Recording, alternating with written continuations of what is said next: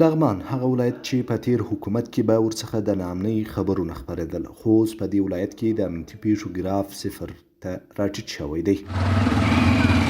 د لغمان اوسیدونکي وایي د اسلامي امارت په راتګ سره په یاد ولایت کې امنیتي حالت هیله بښونکی دی او خلک په ډاډمنه امنیتي فضا کې ژوند کوي او د امنیتي ځواکونو هڅې د ستاینې وړ دي.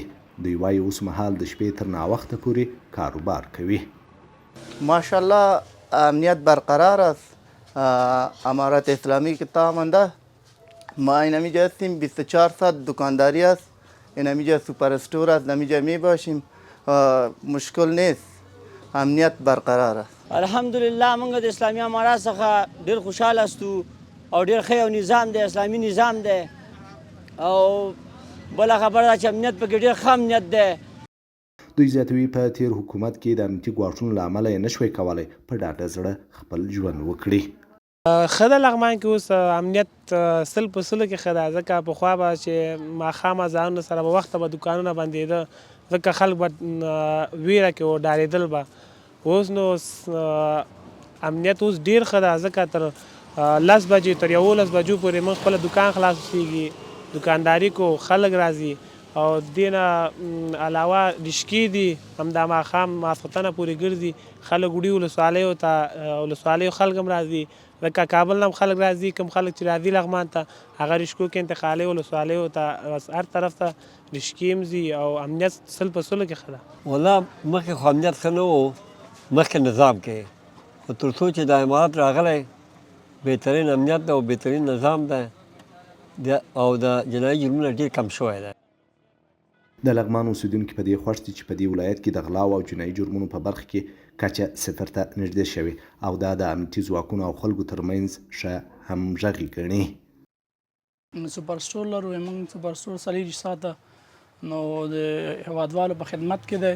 جنایي جرمونه انشاءالله د امارت په راتګ سره دونه جرمونه نشته دي او همدغه ده چې موږ ښار ته څیرمه 40 ساعته د خپل دوکان کې ناست یو دوکانداري کوو. ټولو ته معلوم دی انشاءالله هیڅ مشکل نشته ده او د سیاسي له نګاه نه انشاءالله مشکلات نشته ده، ښه برقرار ده، هر څه نه مطمئن انشاءالله. تاسو خپل عملا ګورئ چې زموږ وطن ماشاءالله ښه په امنیت کې ده اوس فعلا دپاره.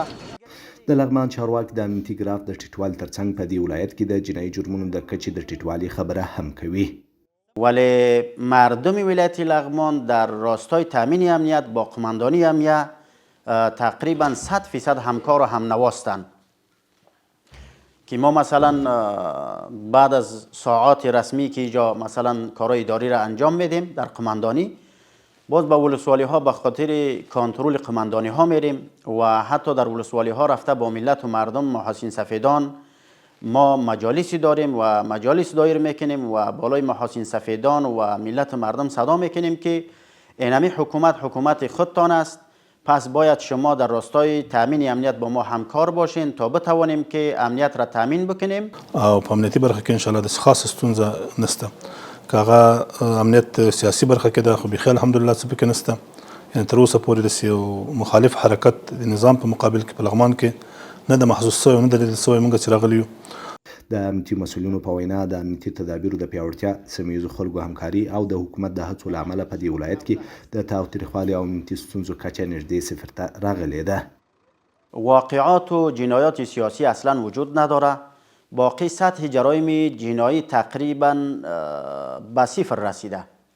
به مو اساس ملت و مردم از نهادهای امنیتی و از قماندانی امنیتی ولایت لغمان کاملا رضایت دارن و در همه جا خوشنودی میکنن. او همدارنګه په جنایي برخه کې هم هغه جنایي پیښې چې دي، حادثې چې دي، هغه ډېرې راکمې شوي دي.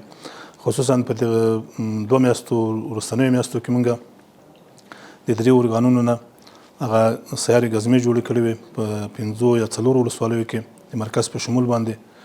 نو هغه ګزمو هم هغه سیارو ګزمو ډېره فایده وکوله، نه یوازې دا چې هغه سره هغه د سیاسي مخالفینو کوم اوازه چې و کومه خبره کېدله هغه منځته رانغله، څه پکې پېښ نه سو او د هغوی په واسطه باندې یا د هغوی په سیارو ګزمو باندې جنایي پیښې هم ډېرې کنټرول شوي دي او ډېرې راکمې شوي دي. چارواکي زیاتوي چې د سولې او ثبات ټینګښت لپاره هڅې روان دي او د خلکو او امنیتي ځواکونو ترمنځ اړیکې نورې هم ټینګې شوي دي.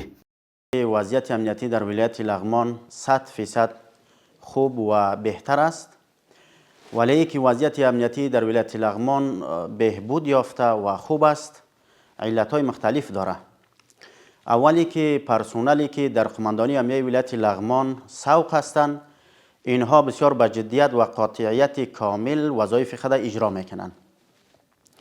و دوم علت و همکاری ملت و مردم می باشه که ملت و مردم در راستای تامین امنیت با قماندانی امنیتی ولایت لغمان 100% همکار هستند. لغمان د کابل جلال آباد پر لویه لاره پروت ولایت دی چې په تیر حکومت کې به ګڼ شمېر د ناامنۍ خبرونه ورڅخه خپرېدل.